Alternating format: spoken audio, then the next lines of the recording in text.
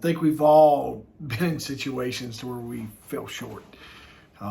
Didn't live up to expectations, have absolutely bombed when we should have succeeded. I say it often, I didn't get here because I got it right. I have failed. I have failed a lot. I've set myself back through dumb mistakes, missed opportunities, you name it, but I'm still here talking to you all today. So I'm excited just to talk about some things that we can do to reframe failure. And what we do is we fall forward, we fail forward.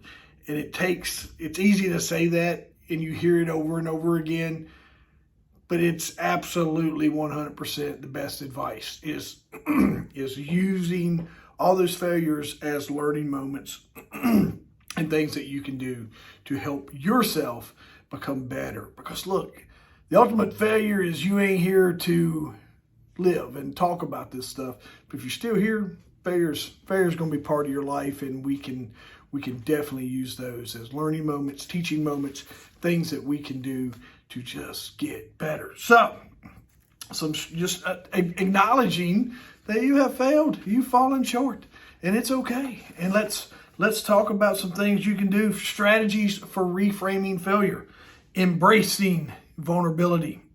Just acknowledge the moment and the emotions that is surrounding the event or whatever the failure looked like, but don't let those emotions define who you are.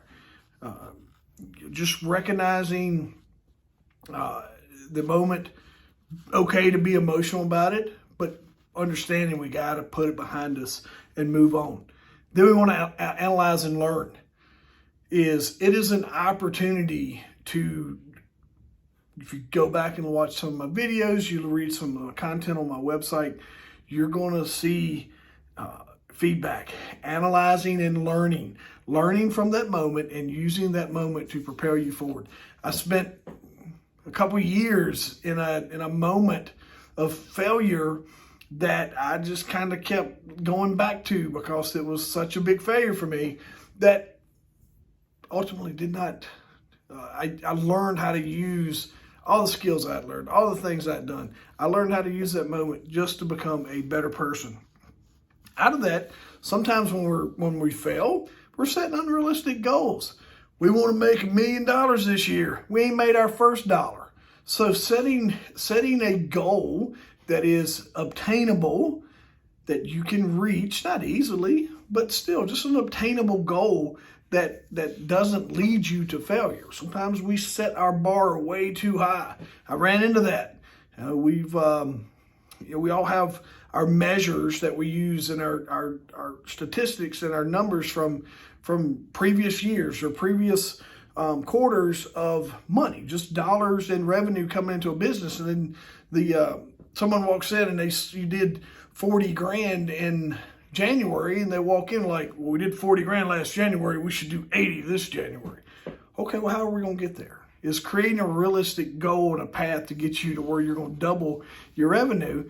It's easy to speak it, but it's a different thing when it comes to putting pen to paper and tires on the pavement. Asking for feedback. We touched on this, and we touch on this in a lot of my videos because it's crucial. Why did I fail? What led to this? Having someone come in and review. If you are a solo entrepreneur, if you're a solo leader, and you don't have that anyone there that can provide you with input based off of the situation, is having someone come in and review that with you. Hire a coach just to come walk you through why this failure happened. And then, as we have learned, reframed, is celebrating as we're moving forward. Success leaves clues, but so does failures. Sometimes our failures leave us with the best learning moments, the best teaching moments. When coaching in athletics, teams rarely learn from winning. It's always the losses that they go back and say, what did we do wrong here? What did we do right? Previous video I did this week, we talked about SWOT and high-level operating teams, to where They have feedback after each mission or each call up because they want just to know, hey, where do we win? Where do we lose? And then once you get going, is celebrating your forward progress, not living in the past, putting any failures, mistakes behind you and moving forward, especially if you're still alive. And if you're still alive, you can fix a problem, and you can definitely become a solution to whatever problem that you faced, whatever failure that you had. Be part of the solution, not part of the problem.